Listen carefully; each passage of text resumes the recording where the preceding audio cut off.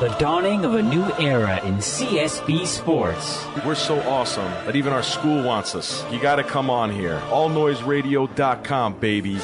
We need your support. We appreciate your support. Look forward to our show every week. With our new lunchtime spot, 12 to 1, bringing you a wide variety of topics in the world of sports. Hockey. I like the new icing rules as well. A great move by the NHL doing that. You know, the Penguins still have all that talent. Their goaltending kills them. Basketball. If you got a streak and you go against the Bulls, you're going down. They broke Miami's long winning streak last year. If they get that Eastern Conference #1 seed and everything's got to go through Conseco Fieldhouse, I think it's going to be tough to knock them off. The Miami Heat are the two-time defending champions, but I think their road's going to be very hard to get back to the finals for the fourth straight year. Baseball. Money's not an issue for Derek Jeter. Money's not an issue for Alex Rodriguez. Money's not an issue for Sabathia. Money's not an issue for Mark Teixeira. But Robinson Cano, not our best player. Can't pay him. I don't like calls like this. This is ridiculous. It's bad for baseball, but you know what? Bud Selig's bad for baseball. Ruggies, they essentially let their best player walk for a far inferior ball player in Jacoby Ellsbury. Football. There's so many weapons on Denver. He's got an embarrassment of riches as far as targets to throw to. Peyton Manning kind of answered the skeptics there. Didn't play well in the cold in New England. Do that with running the ball, getting first downs, sustaining drives, and let him get cold on the bench. You can't tell me he was trying to protect the field goal because there's no way you're kicking the field goal into the win from the 40. That's a team I predicted to go to the playoffs, and they're sitting at 0-2, and they're in total disarray. But at the same time, they're 10 seconds away from being 2-0. 6 goal-to-go plays in the first half and no passes into the end zone. Come on. The most amazing stat that I saw is Dallas' defense. They forced 4 turnovers and still lost the game. Get ready. We work hard. We love sports. The knowledge. I just want to make you look bad, Ruggs, because you always make me look bad with your sports intellect. The passion. Hey, Jimmy, you're going to be the best-looking guy in the unemployment line, buddy. What a disgrace. It's the Zuki and Ruggs Show on All Noise Radio. Live from the CSB studios in Stratford, Connecticut, it's the Zuki and Ruggs Show, bringing you a wide variety of topics in the world of sports. And I'm Ruggs, and I am here with my partner who's fresh off a couple of Suarez sandwiches. As everybody knows, he likes his Italian food. That's my partner, Zuki. What's up, Zook? Hey, Paisan. How's it going, huh? Hey, they say eating Italian's good. Suarez took it to heart there. We'll get to him a little bit later in the rest of the World Cup, but we're going to start with another guy who's maybe not so high on the morality chain himself, and that's Mr. Jason Kidd. Oh, God. Go just jump right in because I know you want to. Oh, God, Ruggs, if you keep talking bad over here, you keep criticizing me here, I'm going to walk out on you like Jason Kidd walked out of the Brooklyn Nets. Hey, well, the story broke on Saturday night. When I first heard it, I thought it was totally bogus, but it ended up being true. In a matter of 48 hours, who would have thunk or imagined that Jason Kidd would leave the Brooklyn Nets? Here's a guy who has his jersey hanging from the rafters at the Barclays Center. I mean, he's a legend in Nets history. I mean, he's arguably one of their best players ever. Helped get them to 2 NBA Finals in 2002 and 2003, respectively. And last year at this time, it was kind of a revolutionary thing. It was innovative, imaginative. By the Brooklyn Nets. They hired Jason Kidd like a month after he retired from the NBA. They took a real chance on him. A lot of people were skeptical. Yeah, as a player, and it was really a gutsy move. It was innovative. Nobody had really ever done it before, and and then they went out and acquired all this talent. They went out and got Paul Pierce, Kevin Garnett, Jason Terry, Kirilenko, yada yada, so on and so forth. And then they were starting to talk championship. The Nets were getting hyped up with a rookie head coach. So a lot of pressure was put on Jason Kidd. And they got off to a 10-21 start. He looked lost on the bench. He really did. He did not. He looked borderline clueless. I mean, we all know the Coke incident where he purposely dumped the Coke so they can get an extra timeout, which got himself a nice fine by the NBA and public embarrassment. But this is the same guy who crashed to a telephone pole a couple years ago. in a drunk driving incident. Right. And here's a guy who has a history of battering his wife in public, and his wife vice versa. So I'll be fair about that. So, but he's a guy who's known to beat his wife. So let's not all be surprised about Jason Kidd. He isn't not exactly a character kind of guy, but nevertheless, back to my point of him coaching. Then after that, Ruggs, we all know, after the new year, the Nets had the best record, I believe, in the East. And they did. They finished well, and they finished kind of like right about where we predicted they would in that 4 or 5 area with 50 plus wins. Well, they ended up being the 6th seed with 44 wins because of the slow start. It kind of hurt them. Right, it hurt them later, but we had them projected not too far below that. And after a 10-21 start, you wouldn't think they'd get anywhere near. Yeah. So he did do a good job in the second half. I think he was coach of the month. I think 2 months in a row, if I'm not mistaken. I believe it was January and February. I think he was the Eastern Conference coach of the month. So he actually had a good second half, but. Nevertheless, season ended to Miami, no big surprise. But let's just get to what happened here. What Jason Kidd did here as a man, as a professional, as a person, is really, really grimy, for the lack of a better term. Really just shady. I mean, really, it's deplorable. I mean, how you can sit there and take another man's job. Not that Larry Drew is... Yeah. Not that Larry Drew's some great coach, but he's still a person. Absolutely. People would say to that point, I know it's a kind of thing that may happen in any business environment. There's people who would just go below the belt, go wherever they have to go to get ahead, and it just seems like Jason Kidd's one of these kind of guys. Well, now you get these stories that come out that he was trying to screw over Billy King. He went to, I believe, ownership and upper management and said, hey, I want to be the president of basketball operations for the Nets. Basically try to get Billy King fired. Yep. And then you hear these stories that he was trying to make a trade. He was trying to force a trade to Milwaukee with Brook Lopez. He was trying to get the Nets to send Brook Lopez to Milwaukee for Ersan Ilyasova and Larry Sanders, and how convenient that he's going to Milwaukee. Interesting, huh? Funny how that works, huh?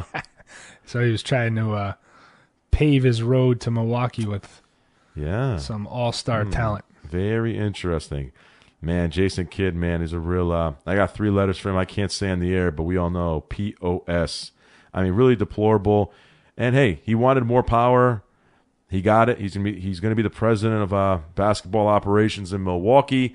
I'd be real skeptical if I'm a Milwaukee Buck fan or player alike having Jason Kidd make basketball decisions. I don't want him running basketball operations. That's a terrible move by the team, I think. Oh, my goodness. I mean, let alone being a coach. Okay, let's see how he does in Milwaukee with Jabari Parker and players like that there. I think they've got some young talent there in Milwaukee. I think they're going in the right direction. I do like some of the players on the team. I think they're a couple years away from being really good. Let's see what happens. But what Jason Kidd did was deplorable. I think there's no room for it in the sport.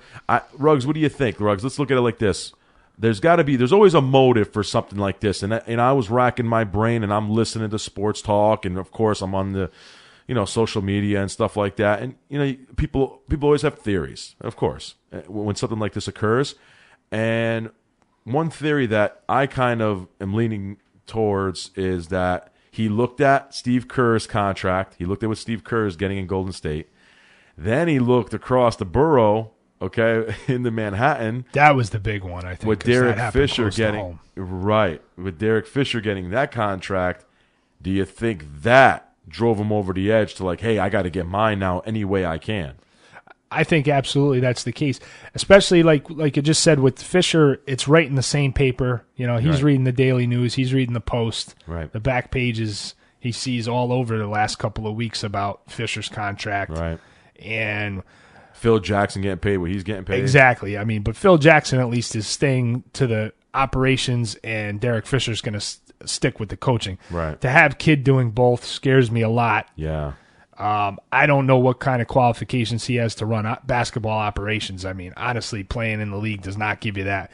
We've seen it with Isaiah Thomas, many other guys that it's gone horribly wrong for. Right. But to leave Brooklyn to go to Milwaukee, I mean, it's an interesting decision. We were talking off air. That's really a Packers market. It's a tough place to crack in to make a big time winner out of the Milwaukee Bucks. I mean, they've been trying to do it forever. Well, maybe it's the pressure. I mean, he was under a lot of pressure his first year in Brooklyn. I mean, again, I'll go back to it. This is a team that was expected to compete for a championship, and they really underachieved. If you think about all the talent they acquired, and then you look at Mikhail Prokhorov, folks. The Brooklyn Nets, I read an article. They lost $144 million. That just doesn't even seem possible in pro sports. They had nearly $200 million in salary, including luxury tax. It's nuts. The next closest team were the Washington Wizards, who lost $3 million. Nuts.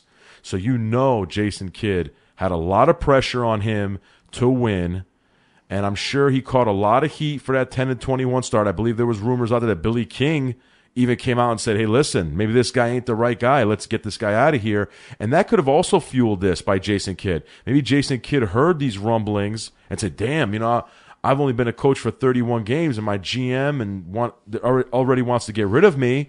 Well, why do I have loyalty to these guys? So I'm going to try to screw them as well. So that, anytime, that's the problem. When you have that much money involved in a team, that much pressure, a lot of things like that kind of, that's the kind of things that, that kind of happen. People, there's no loyalty. There's just pressure to win. And people will step over each other, stab each other in the back, blame the other guy. I'm sure Prokhorov went to Billy King and said, hey, Billy, you did 10-21. What is this?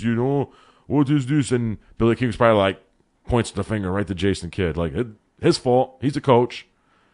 Then I'm sure Mikhail Prokhorov went to Jason Kidd's door like, Jason, what's going on? 10-21. What is this? And I'm sure Jason Kidd was like, well, what do you want me to do? These guys stink. They're old. They're banged up. I got a fat, malcontent point guard. I got 2 40-year-old guys we got from Boston who can't even run up and down the court. I got Jason Terry, the oldest 31-year-old player I've ever seen in my life. I mean, I'm serious. Hey, you're not kidding about that. And then you got Brook Lopez breaking his foot again. I mean, what do you want from the guy? But nevertheless, I mean, I'm not trying to make excuses for Jason Kidd, but those are the kind of things that kind of happen in a situation like that. I mean, and he's had a history of forcing his way out, even back from his Dallas Mavericks days. He forces his way out of situations and places that he doesn't want to be in. Right. So this isn't a real shocker that he pulled this. I am surprised after a season it happened.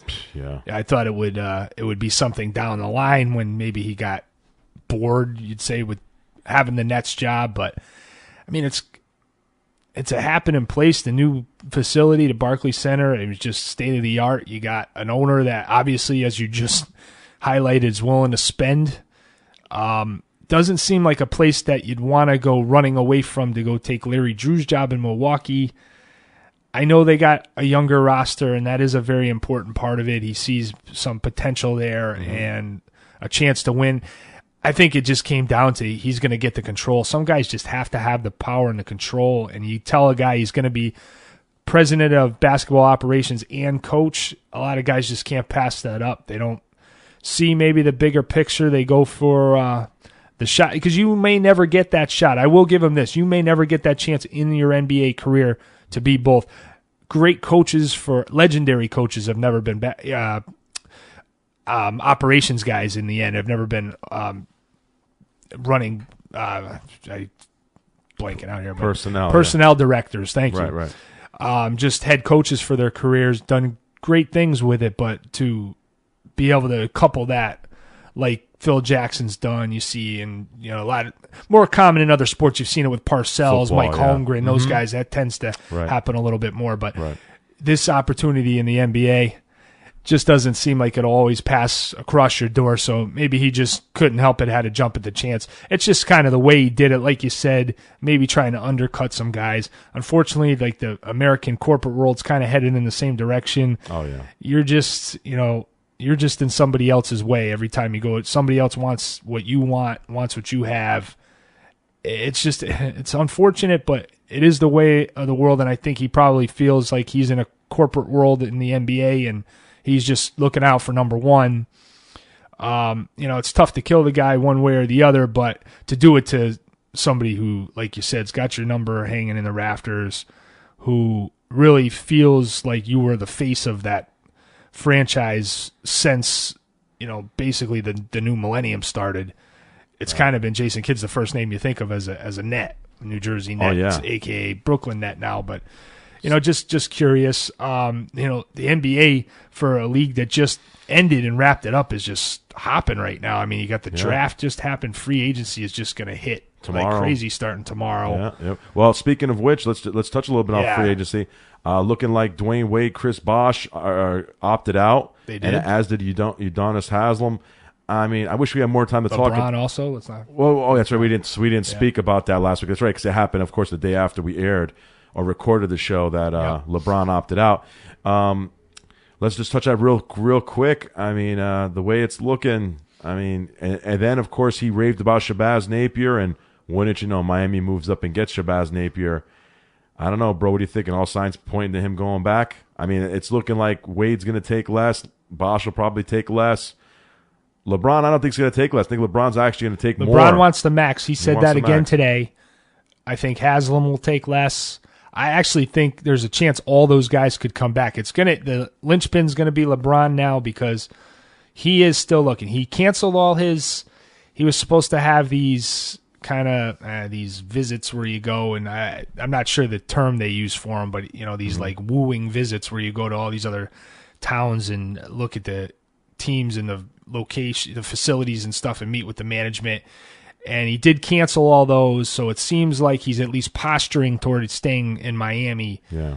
He basically just told Pat Riley, though, you got to max me out. I'll stay, but you got to max me out. The other guys can take second fiddle, can take less money. Because let's be honest, and I'll just say this real quick before we go to break. LeBron already took less to go to Miami in order to win championships.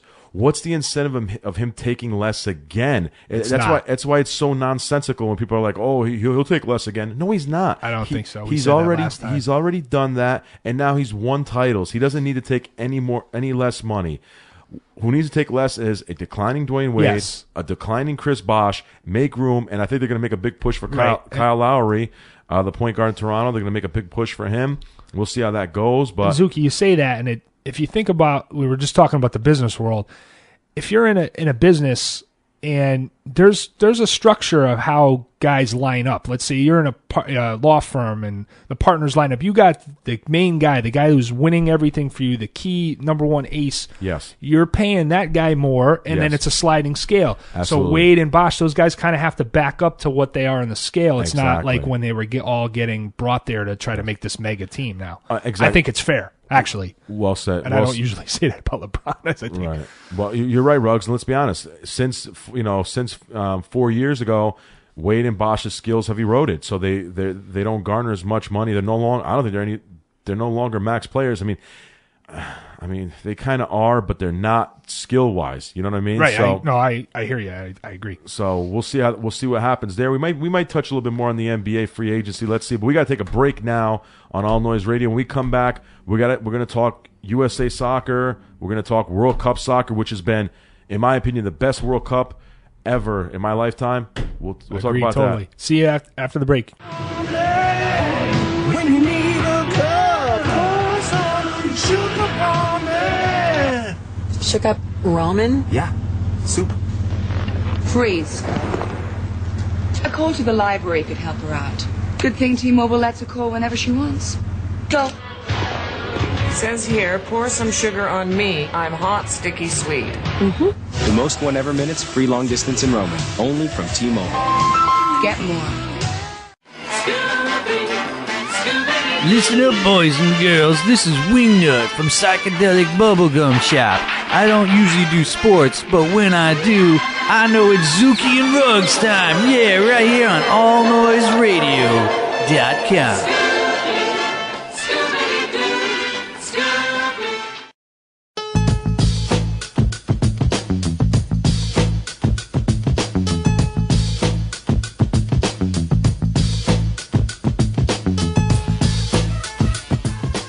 Back on the Zuki and Ruggs Show, and we're going to get into the World Cup.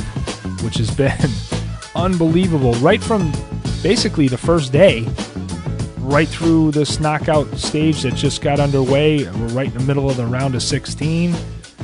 I haven't had any disappointing games that I've seen, to be honest with you. Zuka, what's your take on it? Ruggs, I've been thoroughly entertained. As I said last week, I was not a huge soccer fan. I'm still not really, unfortunately, I'm not a big soccer fan, but I've been glued to these games, bro. Like, I've made it a priority in my life to watch these games as much as I can, especially on the weekends. Yeah. It's been unreal. These games have been down to the wire. I mean, outside of a few games early on, but I mean, these games have been thrilling. Let's just look at this past weekend. Oh, those 2 games yesterday were just unbelievable. Oh, my God. The Netherlands against Mexico, thank you. I was thinking about Chile and Brazil. Right, yeah. Chile and Brazil on Saturday, but I mean, hey, let's look at Chile and Brazil, for example, going to a shootout. I mean, this Cesar makes these 2 saves. You're thinking, okay, Brazil's on their way to a victory, and sure as hell, they have 2 guys that choke, and then on the last kick to tie it, a heartbreak hotel right there, though, inside of the post. Oh my God, Harris hits the post.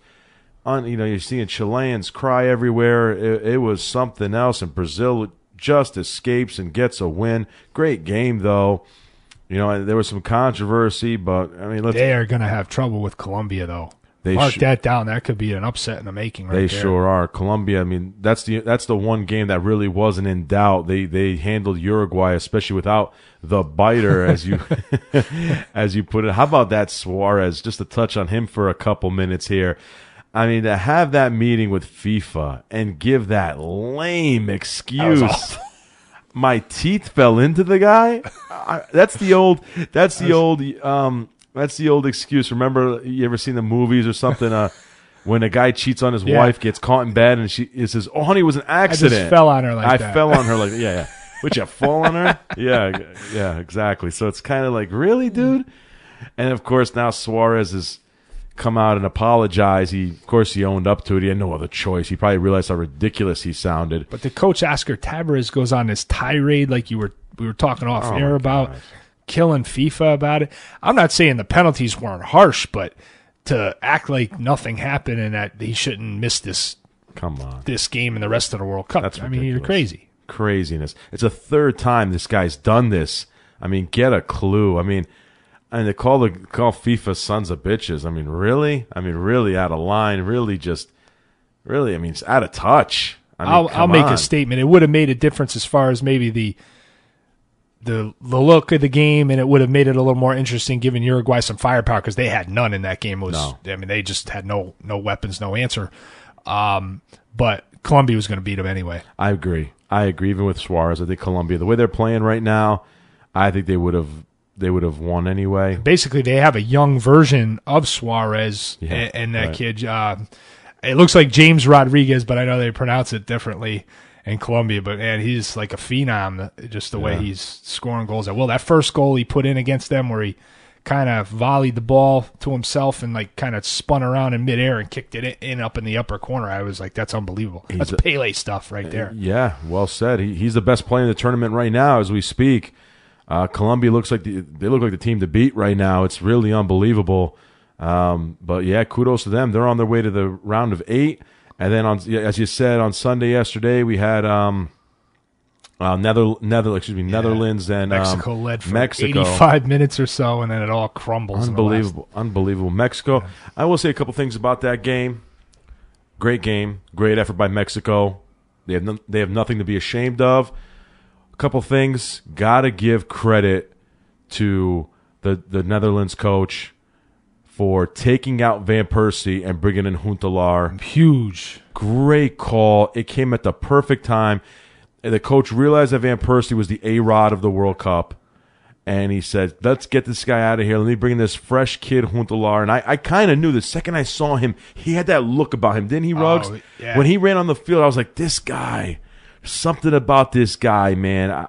And sure as hell, he made a huge impact. Without him, the Netherlands is finished. They are gone without that move. Great move by the coach doing that. They get a late goal on a beautiful play. It was a header. Instead of going towards the goal, the guy, he hit it back towards Robben. He kicks it home, brings it home. And then they get the penalty. Yeah, close. It's always tough to lose that way. Yeah. It in the rules it would have been called a penalty, so you can't kill the officiating on it. It's one of those things like when you have a Stanley Cup playoff game and they call a penalty in overtime, you're like, it's really got to be a penalty kind of thing. I agree. That at that point in the game, there's no way there's enough time for them to score again. So it's like sudden death. You got to really, really be sure. And they were, so they called it. But I will say that's a very good point, Chris.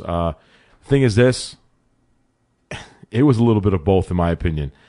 There was a trip. He stuck his foot in front of Robben, but Robben, I don't care what Vander Neil Roy, whatever the heck his name is on ESPN said, he was ready to beat up my man on the set there. That was a flop.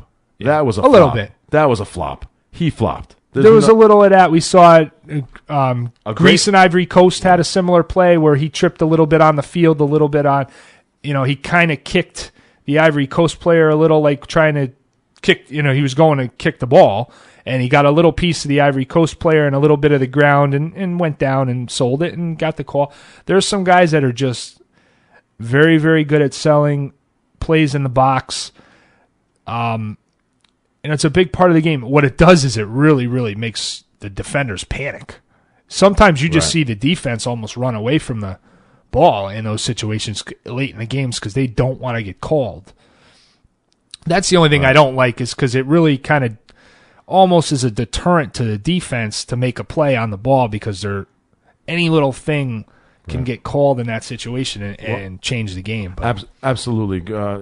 One thing I'll say about, I think the call was made. I got one correction. I'm sorry. It was Schneider that scored the goal. I said Robben scored the first goal. That's my fault. Schneider that scored the first goal. Oh, Wesley Sneijder, you're right. Yeah. Now that you say it, I remember hearing the name. He did. He made a nice, right from the inside of the 18-yard box there. He basically got off of a misdirected corner, just almost caught the ball in the air with his foot and just hit a line. Most times you see those balls sail way over the net. When a guy catches a ball with that much pace on it, it never gets put on the box. But he somehow got it right in midair, basically, and hit a line drive with it. And Ochoa, the goalie for Mexico, had no chance. No chance. He played great in the game, though. He's phenomenal. In the tournament, really. He's phenomenal. Without him, Mexico doesn't go as far as they did. One thing I'll say. So Huntelaar scores a goal there. Another thing I was trying to say, Mexico's strategy, I didn't really agree with it. I think they did get passive. They were trying to protect the one-goal lead late. Yes, absolutely. And you can't do that against the Netherlands. They're just too good. And you could see the Netherlands, the last 10 minutes, were dictating the pace. They were pouring the pressure on Mexico. And I just did not like the strategy by the Mexican coach and the Mexicans there.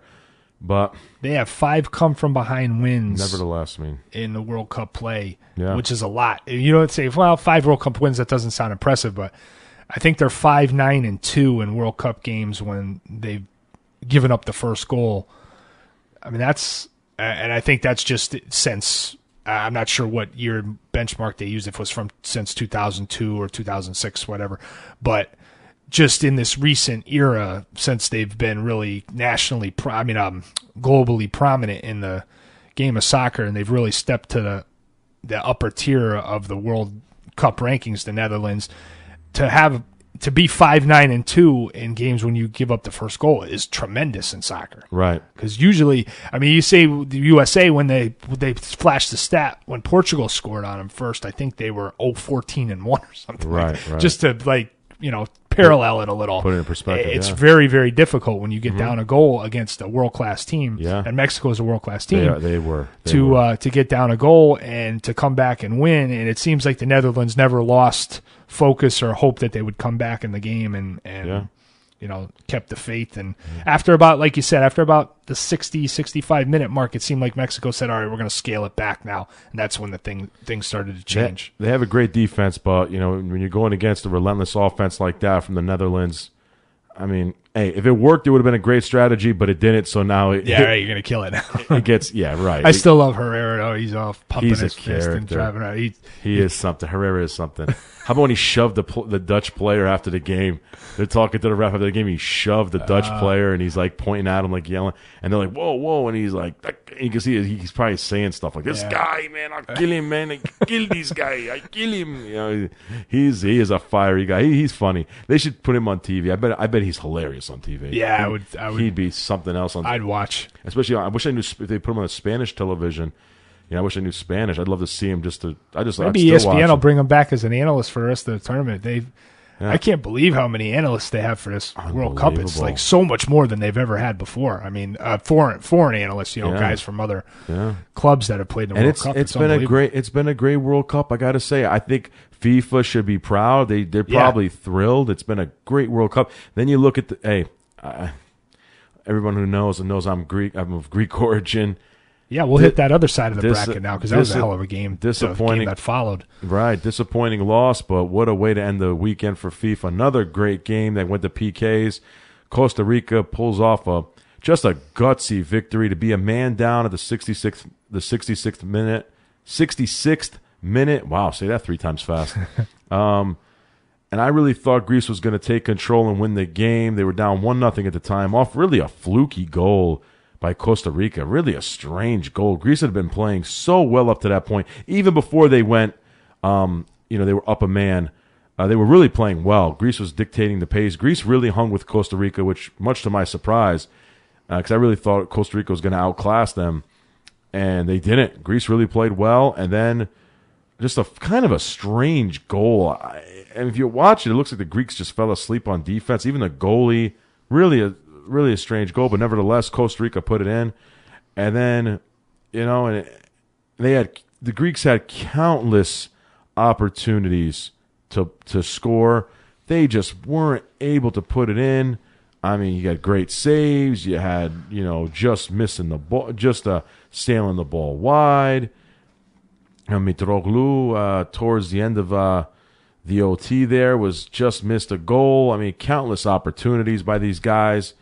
They just weren't able to capitalize them. But finally, in the 91st minute, in stoppage time, the Greeks get a tying goal. I went crazy. I know. I'm sure you did. And I really thought that was going to be it. I said they'll go to extra time, but I don't think Costa Rica can hold out 30 more minutes. I didn't think so either, Ruggs. Without giving up another one. And everybody was cramping on that field, both sides. Yeah. It just didn't look like Costa Rica had enough legs, especially playing 10 on 11. Yeah, I didn't think so either, Ruggs. I really thought it was only a matter of time that Greece was going to put one in. Give it to the goalie of Costa Rica there. He played great. He made this one incredible save where he looked like Michael Jordan. He jumped up in the air and hit the ball with his hand. He made a beautiful hand save and knocked the ball out. Greece had some tough luck. They could have easily put in 4 goals, to be honest with you. But unfortunately, they weren't able to. Then they went to PKs, and it was neither goalie wanted to make a stop in PKs. It was 3-3. Then we get to Gekas, the Greek player. He was the 4th player there on the PKs for Greece, and he's a guy who's missed a lot of opportunity. He caught a lot of heat on social media, including from myself, because he's had trouble scoring. He's missed a lot of opportunities, and this just kind of it culminated with this. And he came in as a late game substitute, which he's been doing. Yeah. He's an older guy. He's a veteran, so he's kind of been. That's what he does. He comes in as a change of pace. They keep him fresh, and I mean, he gets to the goal. And he gets his opportunities, but unfortunately for him, he just wasn't able to finish around the net. I mean, you can look back at the first game against Colombia. Greece was down 2-0, but nevertheless, he had a wide open net. He has a header, wide open net. It sails and hits the post instead of knocking it down and onto the ground and getting a goal. He tried to, hit it in the air and just, hit it straight on, and instead the ball kind of sailed on him. And even in this game against Costa Rica, he had a header that went wide. He's missed a lot of chances. I know that he had the shot on goal, which we were able to, which when the rebound occurred, and then Greece was able to put it in to tie the game in the 91st minute. So in that regard, he got to give him credit for that. But hey, the Costa Rican goalie made a save first. That's all it came down to. Yeah. And the Greek goalie, hey, so I mean, we can't all kill Gikas. The Greek goalie just, Samaras just didn't do anything. I mean, he gave him 5 straight goals. I mean, he didn't even make one save. I mean, he just didn't even, he looked, I know shootouts are tough, but he just looked lost out there. So, nevertheless, Costa Rica advances. Yeah, Zook, it was the first time, just before we jump to the next game, okay. It was the first time since 1938 that a CONCACAF team, which is basically Central and North America, beat a European team in World Cup action. And it almost happened twice in one day. Unreal. Because Mexico had the Netherlands dead to rights, it looked like, Yeah. and that fell apart. So it looked like the jinx was going to continue. If Greece had advanced, it would have stayed in place. But hopefully that gives the USA a little hope Yeah, right. when they play Belgium tomorrow. Well, Because hey, that's the same situation. Maybe it'll be 2 in a row. figures that it would happen to the Greeks. Figures. Oh, God, Greeks. Biggest disappointments in my life have been Greek men. And I got to stay and watch that game on Sunday. Watch them disappoint me some more. That's all right. The Greeks can go back to. You got to be.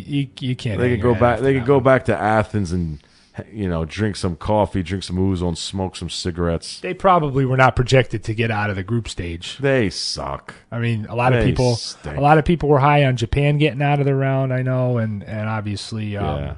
No, Greece played well. They Colombia. played their hearts out. They had some bad luck. They had some misfortune. If Greece can just in 4 years get some strikers, get some scorers, we'll see. But I'm not saying they can win a World Cup. But hey, No, I know they what you played mean. hard. They played hard.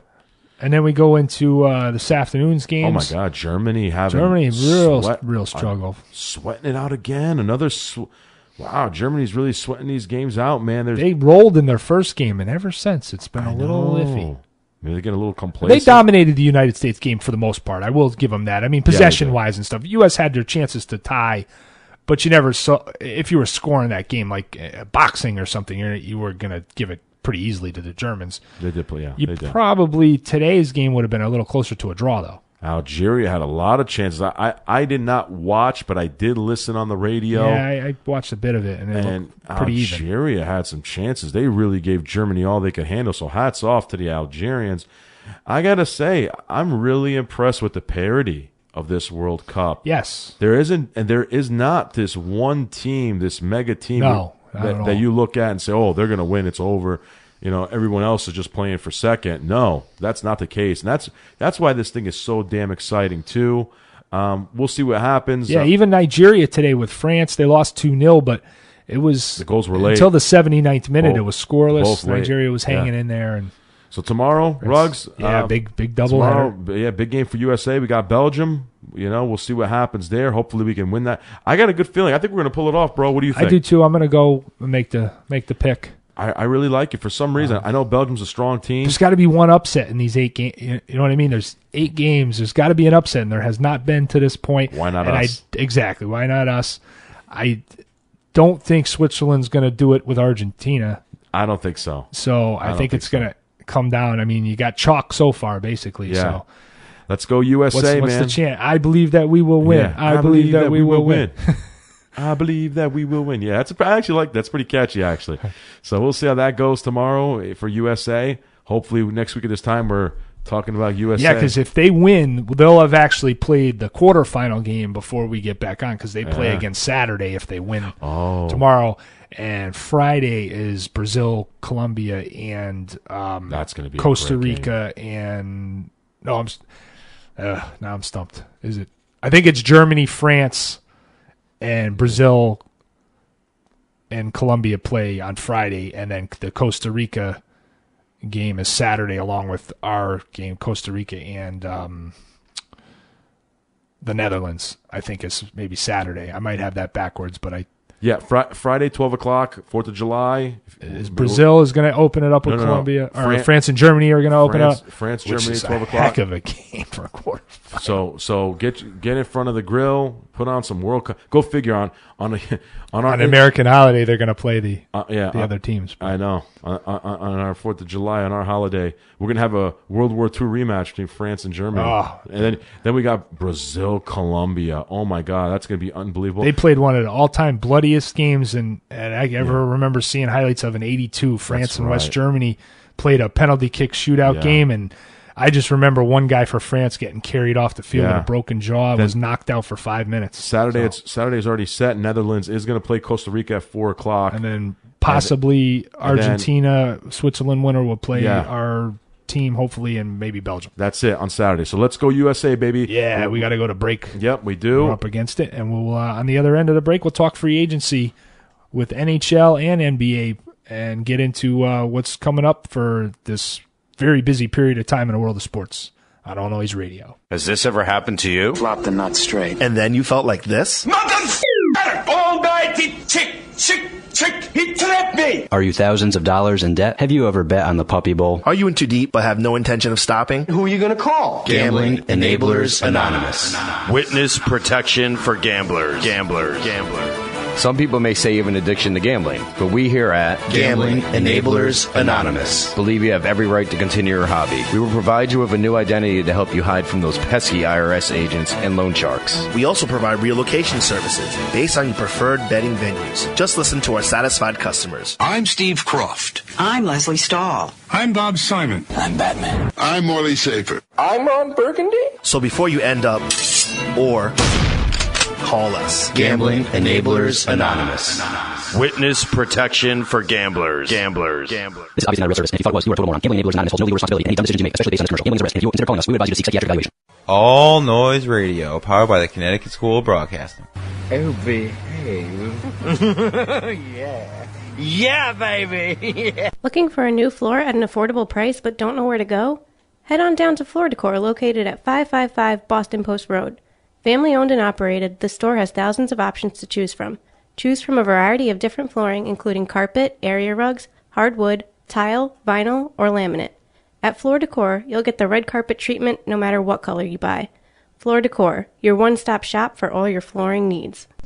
All Noise Radio, powered by the Connecticut School of Broadcasting. I cannot believe this. This is the best news I've had all week. And I know I can't live without my radio. I'm sick to death of your mess and your noise. The noise you can't ignore.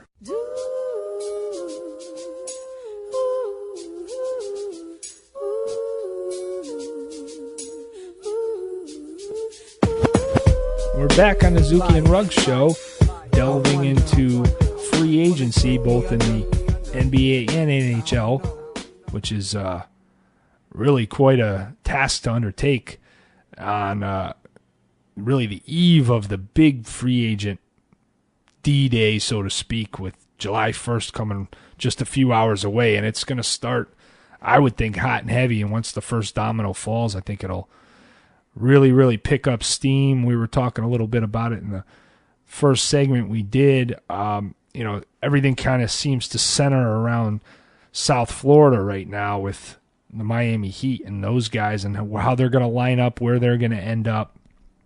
You got teams really, really in the market for these guys' services, particularly LeBron James. Zook, what do you think's going to really be the piece that sets it off? Is it going to be LeBron making a decision early, or do you think somebody else is going to make a big move first? And how do you think this is going to play out a little bit tomorrow? I know it's a hard thing to predict, but it's really tough to predict. But gun to my head, all signs are kind of pointing to LeBron going back to Miami. I think for as it pertains to being entertained and as it pertains to wanting to be glued to we're all drawn to drama. As it pertains to the dramatics and what have you, we all want LeBron to start touring and start going to visit other teams and whatever else, just like he did 4 years ago. The only thing we like to not see is the decision part 2. We wouldn't like to see that. Please no more. I'm going to bet that we don't see it. Yeah, probably not. I hope Jim Gray slips on a banana peel and breaks his neck. But nevertheless, he's a creepazoid, isn't he? Speaking of, is Jim Gray the biggest creep? Jim Gray.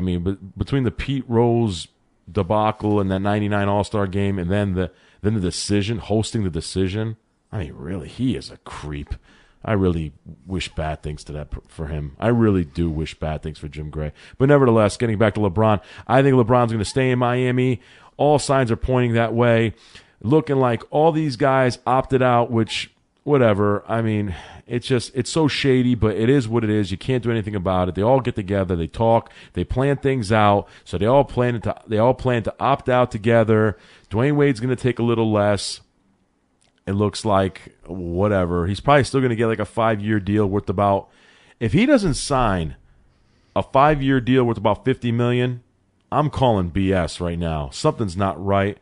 I'll get into the whole salary cap thing. I think something needs to be done with the salary cap. There's just way too many ways to manipulate it, to maneuver around it.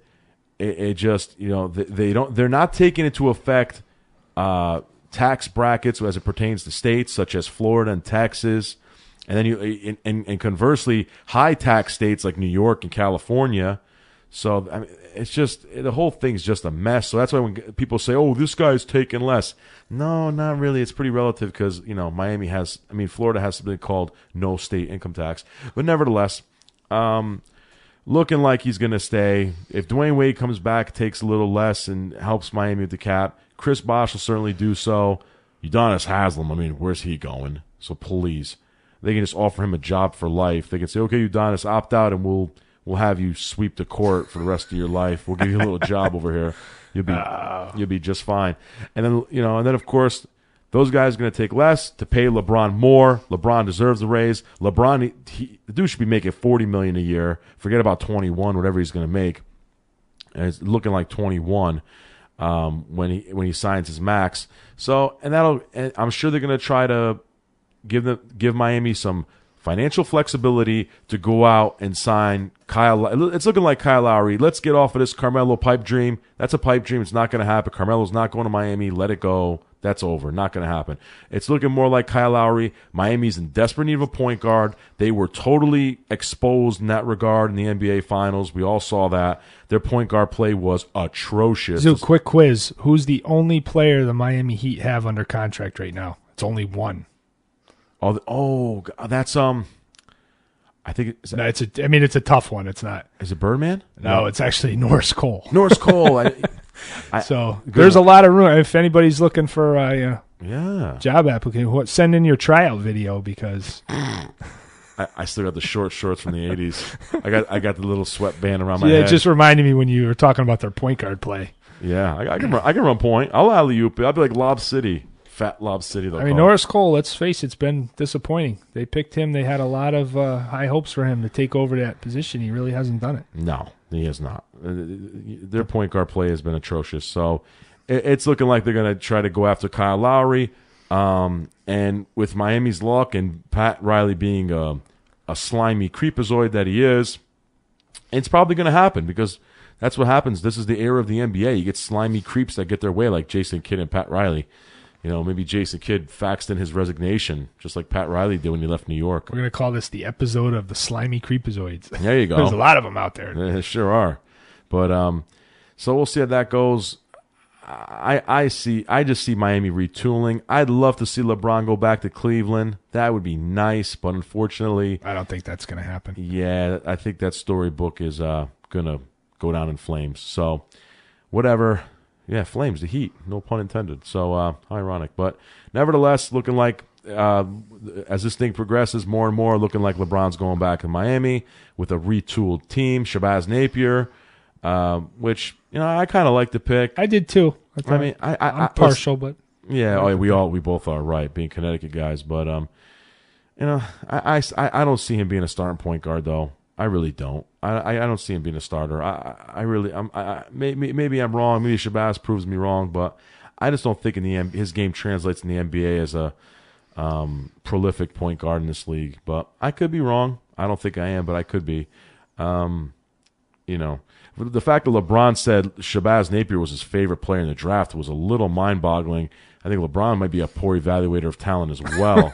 You got guys like Andrew Wiggins and Jabari Parker. Someday he could be your team's Marcus director Smart. of basketball operations. Oh, my God. If you think Shabazz Napier was his favorite player in the draft, jeez. But nevertheless, And let's get to Carmelo here. He's the second biggest story now. He's the guy, Ruggs, that he has a much more realistic chance of leaving his which was once his current team, the Knicks. But he's meeting with the Bulls tomorrow. What do you think about Anthony, man? You think he skedaddles, or you think? Yeah, I said it off air. I really like him going to Chicago. I do. I don't know why. I feel that's the move right now. I think which kind of closes off. That's a possible place that, maybe as a backdoor LeBron could have went to. I think that'll seal that off, which will even more kind of cement LeBron staying with Miami. I don't think Bosh and Wade would go anywhere if LeBron stays. I think, like you said, they'll do the restructuring thing and stay. And I think that would basically close down the big names, but you got some second-tier players that are pretty big, like you already mentioned Lowry. I think Eric Bledsoe we talked about a little off air. That's a nice consolation prize for somebody who can't get a Carmelo or a LeBron to get that second, that number 2 position scoring, that Bledsoe. Shooting guard, really make a big impact on a team. Oh, he made a huge impact on Phoenix last year, as we know. I mean, he's tremendous. Yeah, he could definitely be a prized addition to a team. Another guy is Luol Deng. I tell you what, Luol Deng, he hits the free agent market.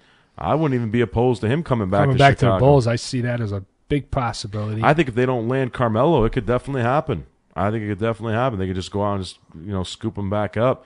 But we'll see what happens with Carmelo. I do see him. The more and more I think about it, I think the longer this thing goes, I think you could see him leave. He's close with Joakim Noah, as I've been hearing some reports there. There's one interesting thing, like you mentioned to me, and it's an issue. We have to address it. Will Jerry Reinsdorf amnesty Carlos Boozer? Rumors have it that he's not a big fan of doing so. He doesn't like the idea of paying a guy to sit home, or paying a guy to go. Which a lot of employers don't. Yeah, or paying a guy to go to another team. But I think, what do you think, Ruggs? You think listen, if Gar Forman and John Paxson go up to Reinsdorf and say, listen, we got a chance to grab this guy, Carmelo Anthony, who's pretty good. All right? And we also have a chance to stick it to Phil in the Knicks. And we, you don't want this guy. We have a chance to get this guy. He's a huge upgrade. We need offense. I don't see how Reinsdorf wouldn't do it, to be honest. It really does shift the power in the East. I mean, it shifts that kind of power dynamic, taking it away from New York, bringing it to Chicago. It puts them a little bit more on par with a Miami Heat team, depending on how much they retool. Obviously, if nobody resigns there, they're going down, so that won't matter. But if that big 3 stays in Miami, which it's a very good chance that does happen, you got Chicago ready to be lined up to go basically mano a mano with them, because the rest of the East, Indiana's not going to fall off the face of the earth. They're going to still be there, but everybody else in the East just basically doesn't scare you at all. No, I agree. And the West is even a little bit in flux right now. A little bit. Well, yeah, you got to see where Kevin Love winds up and guys like that. And San Antonio. We say it all the time. We want to bury San Antonio, but it never happens. Careful. I know. They're another year older, but one of these years, those guys are going to get old. I don't know when. Maybe it's in 2025, but one of these years, Duncan and Ginobili are not going to be able to play basketball any longer. But nevertheless, I think you're right about the East. I'll say this even about Miami. I really think even if all those guys come back, meaning Bosh and Wade, how good are they? I mean, if they play like they played in the NBA Finals, I mean, if these guys are regressing, they definitely need some. Man, how good are they? I mean, Kyle Lowry, back to the basket presence. They need some guys that can get down in the low post and stick their rear end in a defender and turn around and make a jump shot. Right. I mean, crash the boards. Exactly. I mean, they could probably win the East again. I mean, if Pat Riley retools his team and they come back as they were once constructed with a few more upgrades.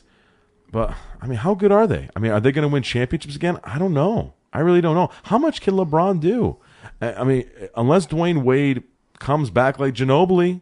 We thought Ginobili was done last year after the finals, and then all of a sudden the guy, he looked like 2003 Ginobili again. Unless Dwayne Wade comes back like that miraculously. Unless Chris Bosh, unless he comes back and starts playing like he did in Toronto, but I don't think so. That's not his game anymore. I don't know, bro. I don't know how good they're going to be. Indiana, we got to watch out for them because I do think they're going to make a major push for Rondo. I really do. I'm hearing things. I think they're going to make Rondo's going to be gone now with the Celtics drafting Marcus Smart. Yeah, I think the writing's on the wall. Yeah, Rondo's going to be gone. I think he even knows it. I'm telling you right now, the Pacers are going to be major players for Rondo. They're going to make a big push for Rondo. We'll see what happens with him as well. When you look at the Bulls, a lot rides on Derrick Rose. As a Bulls fan myself personally, it's hard for me to count on Derrick Rose. Yeah, it's understandable. Considering the guy's only played like 8 games in 2 years, 2 full seasons. So it's really tough for me to count on him. We'll see what happens there, but it will shift the power in the East, though. I could see the Bulls being being probably the second best team in the East, if not maybe the best. Yeah, we'll see. Sure, we'll see if Carmelo goes there. Very interesting. So we'll see what happens to the NBA. NHL, yeah, real we got quick. to touch real quick on the NHL free agency. A couple guys. Got Paul Stastny, who he's going to be highly coveted. He's the pretty girl at the dance right now. He's the every team wants to dance with Paul Stastny. We'll see where he winds up in the NHL. A couple restricted guys that were really interesting as well. Should be an exciting day for the NHL free agency. What do you think about that, Ruggs? Yeah, I agree. And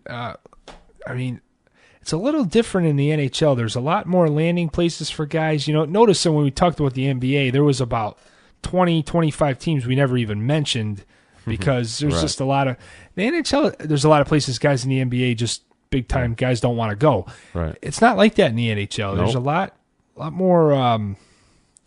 Obviously parity in the NHL is unbelievable anyway, but it's just a different mindset. These guys, they'll bring their lunch pail. They're going to go to work wherever you want to. Whoever wants to sign them up, they're going to go. They're going to show up and they're going to do their job and they're going to do it well. It's a lot different of a game. You don't have that prima donna element.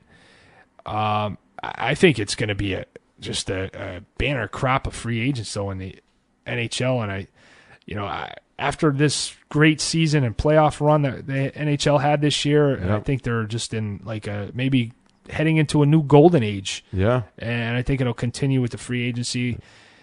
Like I said, everybody's in the running in the market for these guys. There's nobody who's priced out of it, really. You get some teams that spend more than others, but for the most part, it's very, very level. Well, look what happened with Minnesota 2 years ago when they made the big push for Parisi and Suter. No one really saw that coming. They gave those guys monster contracts. Minnesota people. I know it's a hockey haven, but you got teams like New York, Detroit, Chicago, yada yada, and Minnesota handed out 2 monster contracts. And, hey, look, they got to the playoffs this year. They got to the second round this year.